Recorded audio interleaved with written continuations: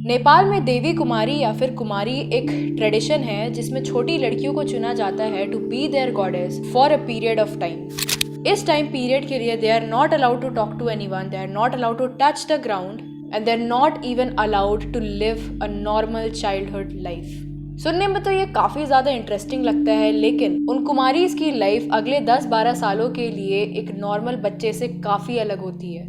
And it comes with a lot of rules and regulations that they have to strictly follow. ये tradition Nepal में सिर्फ कुछ ही cities में पाया जाता है, जैसे कि काठमांडू, ललितपुर, भक्तापुर, सांखू और बुंगामाटी। और ये ट्रेडिशन आज भी नेपाल में फॉलो किया जाता है। अब संस्कृत में कुमारी शब्द का मतलब होता है प्रिंसेस। नेपाल के बुद्धिस्ट कम्युनिटी में शाक्या क्लान से एक प्री प्यूबेसेंट गर्ल को चुना जाता है टू बी देयर गॉडेस। और जैसे ही इन लड़कियों का मेंस्ट्रुएशन साइकिल शुरू होता है, वैसे ही उन्हें दूसरी कुमारी के साथ रिप्लेस कर दिया जाता है। मतलब कि एक लड़की तब तक के लिए ही कुमारी गॉडेस बन सकती है जब तक उसके मेंस्ट्रुएशन साइकिल शुरू ना हुए हो। और इन कुमारी गॉडेसेस की सिलेक्शन 3 साल की उम्र में से शुरू हो जाती है। अब इससे पहले कि हम इन कुमारी गॉडेसेस की लाइफ के बारे में जाने, चलिए जानते हैं कि इस ट्रेडिशन के पीछे की कहानी क्या थी। इस ट्रेडिशन से रिलेटेड तो काफ़ी कहानियां हैं, लेकिन there are 3 most prominent stories जिसको ज़्यादा बिलीव किया जाता है, ज़्यादा माना जाता है। अदर्स आर ऑल्सो बिलीव्ड, लेकिन ये 3 जो कहानियां जो अभी मैं आपको बताने वाली हूँ, ये मोस्ट बिलीव्ड है, मोस्ट ट्रस्टेड है। Starting with the first story. 12 और 17 सेंचुरी के आसपास माना जाता है कि माला डायनेस्टी के राजा जयप्रकाश माला की एक सबसे खास दोस्त थी गॉडेस तलेजू या फिर गॉडेस दुर्गा।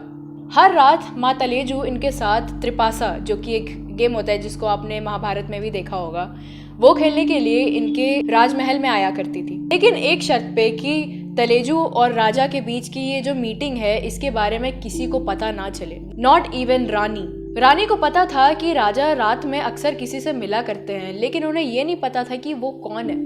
एक दिन ऐसे ही रानी ने राजा को फॉलो करने का सोचा।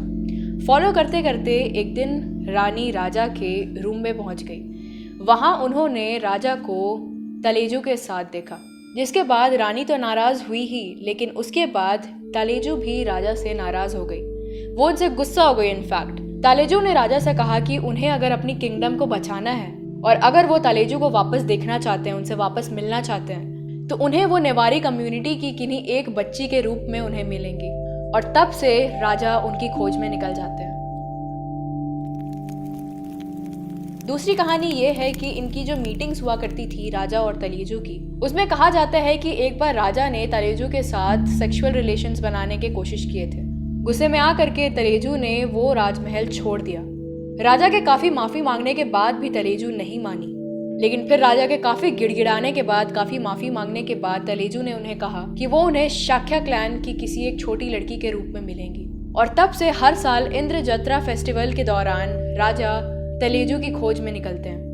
इन गॉडेसेस को माँ दुर्गा का रूप माना जाता है, माँ तलेजू का रूप माना जाता है, that is another name for माँ दुर्गा। और माना जाता है कि इनको माँ तलेजू पोजेस कर लेती हैं। और तब से लेकर के हर साल इंद्र जत्रा फेस्टिवल के दौरान राजा इन रॉयल कुमारीज की ब्लेसिंग लेने के लिए आते हैं। वो उनके पाँव चूमते हैं, उन्हें काफ़ी रिस्पेक्ट देते हैं, उनकी पूजा करते हैं। Now our third story goes like this. राजा जयप्रकाश के रूल के दौरान एक लड़की को सिटी से निकाल दिया गया था, इस सस्पेशन से कि उसको माँ दुर्गा ने पोजेस कर लिया है, माँ तलेजू ने पोजेस कर लिया है।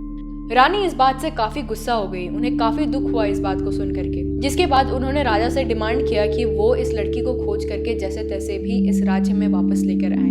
अब नेवार के शाक्या क्लैन से हर किसी लड़की को गॉडेस बनने का मौका नहीं मिलता है। There are certain criterias for these girls to become goddesses, और ये प्रोसीजर 5 सीनियर बुद्धिस्ट पंडित मिलकर के डिसाइड करते हैं, जिन्हें वज्रचार्य पंडित्स कहा जाता है। इनकी सिलेक्शन क्राइटेरिया कुछ ऐसी होती है।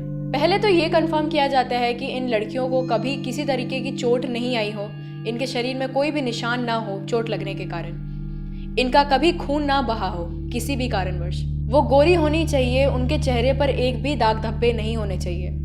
अब इस लेवल को पास करने के बाद उनके अंदर 32 गुण है कि नहीं, ये चेक किया जाता है। They should have set of 20 teeths and black hair, जिसके बाद इनकी कुंडली बनाई जाती है।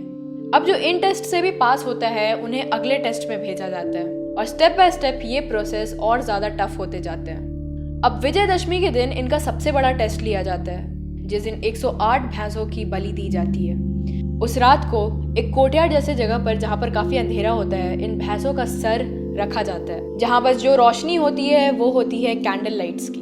उन्हें एक पूरी रात इन भैंसों की खोपड़ी के साथ बितानी पड़ती है, और जो भी लड़कियां इस प्रोसेस में डर जाती है उन्हें एलिमिनेट कर दिया जाता है। ये टफेस्ट प्रोसेस होता है इस पूरे सिलेक्शन क्राइटेरिया का। इसके बाद जो भी पुरानी एक्स कुमारी गॉडेस होती है, उनका जो लेफ्ट ओवर जो भी सामान रहता है, उनको ये जो नई जो कुमारी बनने वाली होती है उनको आइडेंटिफाई करना होता है कि ये किसको बिलोंग करता है। इसे पास कर लेने के बाद तांत्रिक्स द्वारा इनको प्योरीफाई किया जाता है, मंदिरों में ले जा करके उन्हें सफ़ेद कपड़ा पहनाया जाता है, जिसके बाद she finally becomes a Kumari goddess.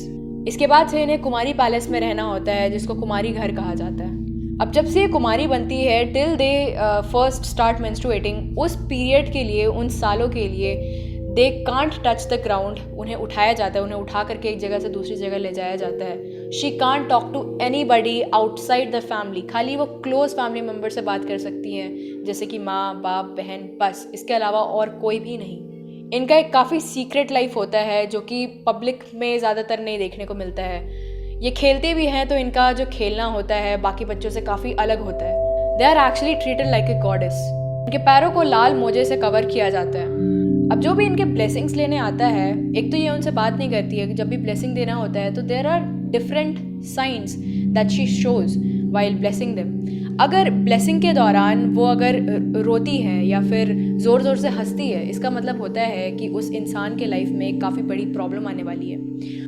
अगर वो अपने आँख मलती है तो इसका मतलब होता है कि उस इंसान की इमीडिएट डेथ होने वाली है, या उस इंसान से जुड़े किसी क्लोज मेंबर की इमीडिएट डेथ होने वाली है।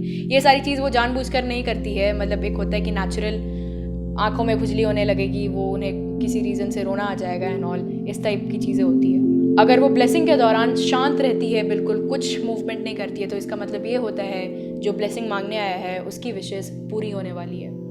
इनकी जो पढ़ाई होती है वो प्राइवेट ट्यूटर्स के द्वारा कराई जाती है, बहुत सीक्रेटली कराई जाती है। पब्लिक को नहीं बताया जाता है कि क्या चल रहा है इनके लाइफ में। And once they complete their whole pre puberty age, they are back to normal life. उसके बाद वो कुछ भी कर सकती हैं, उसके बाद वो नॉर्मल लाइफ जीती हैं। अब नेपाल में सबसे जो इम्पॉर्टेंट कुमारी है वो काठमांडू में है। इस पूरे कुमारी प्रोसेस को जानने के बाद, ये जानने के बाद ये कितना टफ होता है, एक बच्चे के लाइफ में क्या इम्पैक्ट पड़ सकता है। Although it's a ritual and it's a belief, people believe it, no hate against it, फिर भी इसके बावजूद भी कई सारे पेरेंट्स हैं, they want their child to be a Kumari. वो बचपन से इनको ऐसे ही ट्रीट करते हैं, बहुत संभाल के रखते हैं ताकि उनको कुछ चोट ना लग जाए, बहुत संभाल के रखते हैं कि इनके चेहरे पर कोई दाग धब्बे ना हो। They want them fearless, they treat them like that. They know कि everything from now on will be controlled by a priest. उनकी छोटी सी छोटी हरकतें will be controlled by priests. But still they send their daughters for the selection of Kumari goddess. I've never visited Nepal, but I would love to. It's a pretty place. Kathmandu is a very beautiful place. I would love to go there. I would love to meet a Kumari. I would love to talk to her, by the way. But yeah, I don't know मेरे को वो बात करने देंगे कि नहीं. But जो भी हो, at least I would love to meet her. इसी के साथ that is it for this video. What are your opinions on this topic? Do share it in the comments below. If you like this video, do like this video, do give it a thumbs up, do subscribe to this channel. I keep on making these type of videos for you. I upload regularly so you don't get bored throughout the week. So yeah, आप मेरे लिए बस इतना कर सकते हो कि do subscribe to this channel, share these videos with your friends, and yeah, that's it. I'll see you in my next video then. Bye bye.